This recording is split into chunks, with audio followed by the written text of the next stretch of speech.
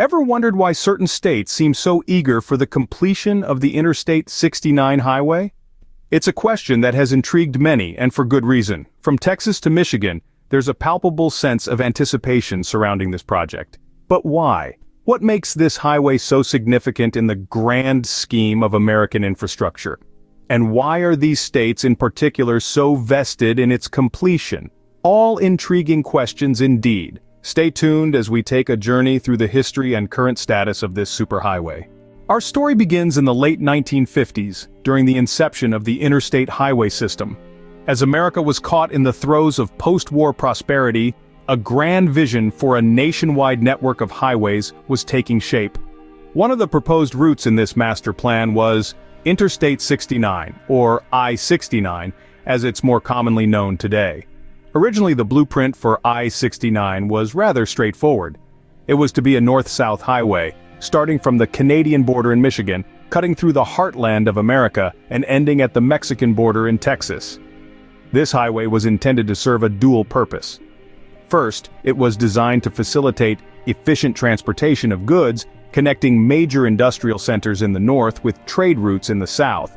Second, it was to provide a speedy and convenient travel route for the American populace, knitting together a string of cities and states along its path. The states involved in the initial planning stages were Michigan, Indiana, Kentucky, Tennessee, Mississippi, Arkansas, Louisiana, and Texas. Each of these states recognized the potential benefits that I-69 could bring. It promised economic growth through increased trade, job opportunities during its construction, and improved accessibility for their residents. However, the initial excitement was tempered by the reality of the enormous task ahead. The construction of I-69 involved not only laying down thousands of miles of roadway, but also navigating a complex web of legal, environmental, and financial challenges. Each state had its unique set of hurdles to overcome, from acquiring land rights to securing funding. In essence, I-69 was more than just a highway. It was a symbol of progress, a testament to the audacious spirit of mid-century America. It embodied the nation's commitment to growth, development, and unity. Yet, like many grand visions, it was easier conceived than achieved. Despite its early beginnings, the completion of I-69 has been a long and winding road. Scene script. Fast forward to the present day, and I-69 is still under construction. But why the delay? Building a highway, particularly one as ambitious as I-69, is no easy task. It's not just about laying down asphalt and painting lines. It's a complex dance involving funding, environmental considerations, and political maneuvering. Let's start with funding.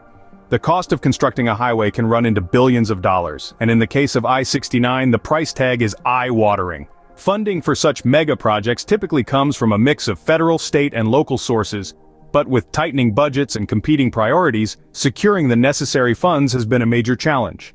Economic downturns and financial crises have also played their part in delaying the funds needed to keep the project going. Next, we have environmental concerns. Constructing a highway of I-69's magnitude has significant environmental implications. It means altering landscapes, disrupting ecosystems, and potentially causing harm to local flora and fauna. There are stringent regulations in place to protect the environment, and meeting these requirements can be a lengthy and complex process. Numerous environmental impact studies have to be conducted, and their findings can sometimes lead to design changes or even rerouting of the highway, causing further delays. Lastly, there's the political aspect.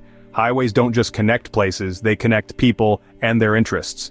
Decisions about where the highway goes or how it's built can become hotly contested political issues. Disputes over land acquisition, disagreements over design and construction methods, and debates over who benefits from the highway have all played a part in delaying I-69's completion. In a nutshell, it's a mix of financial, environmental, and political factors that have caused the delays in the construction of I-69.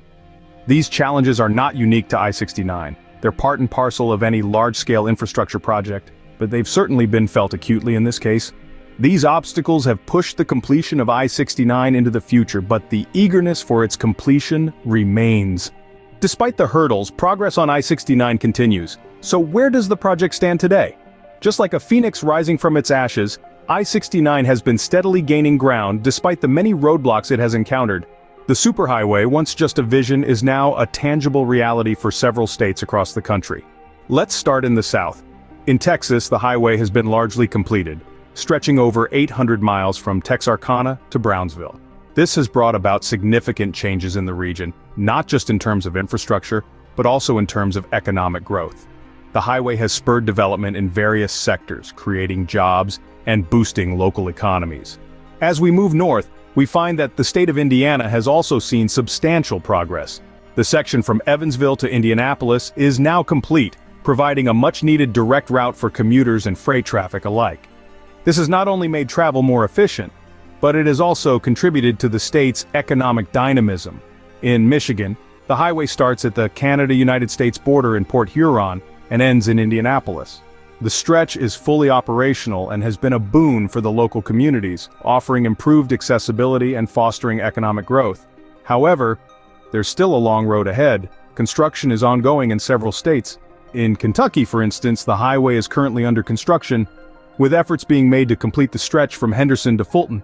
Despite the challenges and the delays, the states through which I-69 passes are already reaping the benefits.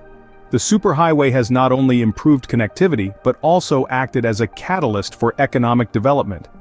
As we look at the current state of I-69, it's clear that the project has come a long way since its conception. The journey has been long and fraught with difficulties, but the progress made thus far is a testament to the resilience and determination of all those involved. The dream of I-69 is slowly becoming a reality, and anticipation is building. As more segments of the highway are completed, the dream of a superhighway connecting our nation from north to south draws ever closer. But the question remains, why are these states so keen on I-69? Well, the answer lies in the heart of what I-69 represents: a beacon of economic growth, improved transportation, and increased tourism. Let's start with economic growth. The development of I-69 is expected to bring a wave of job opportunities during its construction phase. But that's not all.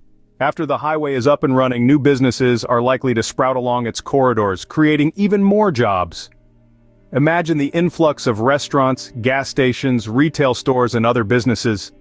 This economic ripple effect has the potential to bring prosperity to regions that have been waiting for a chance to thrive. Next up, improved transportation. I-69 isn't just another highway, it's a superhighway designed to connect the north and south of the country like never before. It promises to shorten travel times and improve the movement of goods.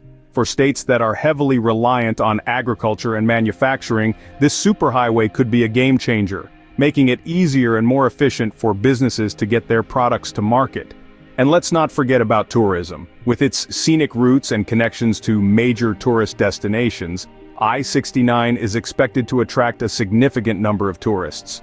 These tourists would not only use the highway, but also contribute to the local economy by patronizing the businesses along the route. This could lead to a surge in tourism-related revenue for these states. But it's not just about the dollars and cents. These states also see I-69 as an opportunity to enhance their residents' quality of life. A modern, efficient highway system can reduce commute times, improve access to services, and even lead to a cleaner environment by reducing vehicle emissions. So in essence, the eager states see I-69 as a gateway to a brighter future. A future of economic prosperity, improved transportation, and a tourism boom. It's clear that the potential benefits of I-69 are driving these states' eagerness. So, what have we learned about the I-69 Superhighway?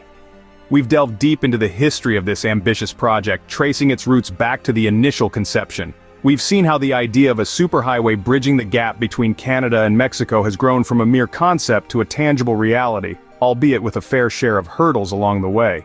The journey of I-69 has not been a smooth one.